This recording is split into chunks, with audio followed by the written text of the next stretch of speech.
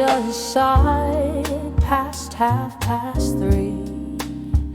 A yellow paper haunting me with words you never meant to keep, that stole the comfort from my sleep.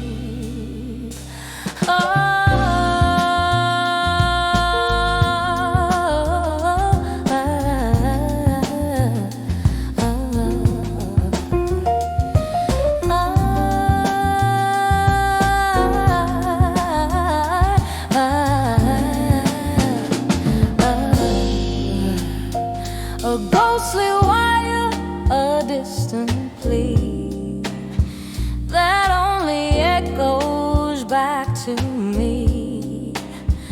The silence where your voice should be in the midnight telegram.